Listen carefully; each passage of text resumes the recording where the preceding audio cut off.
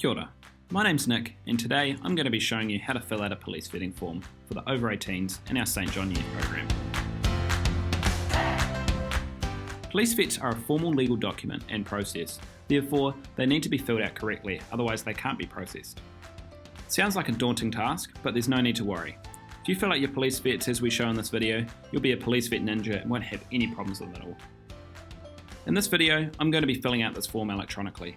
I'm a big fan of doing it this way, but if you're doing yours by hand, that's cool too, whatever works for you.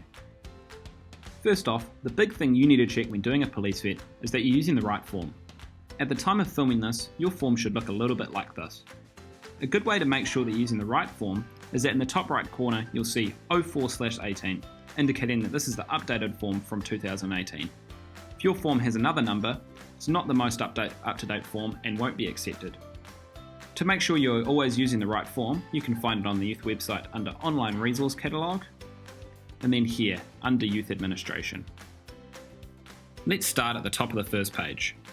Our organisation is St John, so that's what we're going to put down here. The next part is the person who is going to be vetted by the police. Today, that's Cat Stevens, so we'll chuck his name down. Next is the role for this person. Cat is going to be joining us as a youth leader, so I'm going to be putting that down. Since it's a volunteer role Cat is going to be joining up as, we're going to be selecting that in the next section here. And obviously, in here, we're going to be putting children/youth, and then caregiving children in the one after that.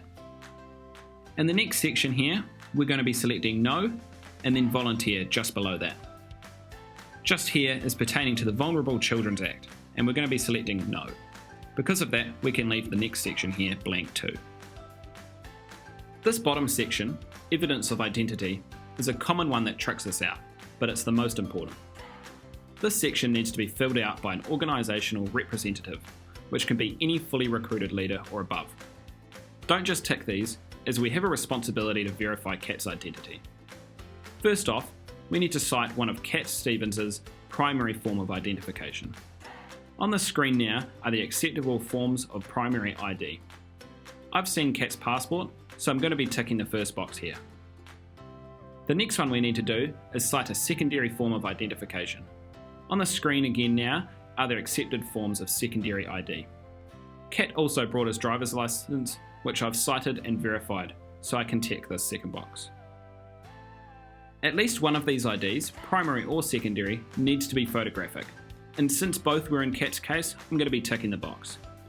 These are the mandatory steps in this section, but we aren't quite done with Cat.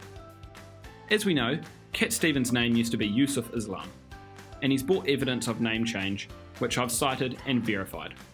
Make sure you're doing this if the person you're vetting has had a name change, such as they've changed their last name when they got married and have conflicting last names on their ID. They'll need to bring in a marriage certificate to be cited and verified. I'm done with the evidence of identity section, so I'm going to be putting my name here and my signature and date it. And that's the first page done. Don't worry, it's the biggest page, so we're almost the halfway through. Alright, now we have the section to be filled out by the person who's being vetted. Here we can see Cat has filled this out with his last name, his first name, he's selected his gender, where and when he was born. If he has his driver's license, which he does, we can put it in here, but if the person you're vetting doesn't, then just leave this field blank. And then obviously, as said before, he used to have a previous name, so we've put that down here. He's put his permanent residential address with the postcode and the city just down here. Home stretch now. The person being vetted needs to read this last page and then agree to consent to this form. Cat has fully consented, and I know this because he's put his name, dated it, and then signed the bottom of the form. And it's as easy as that. If you've followed this video step by step, your police vet is good to go and ready to be sent off.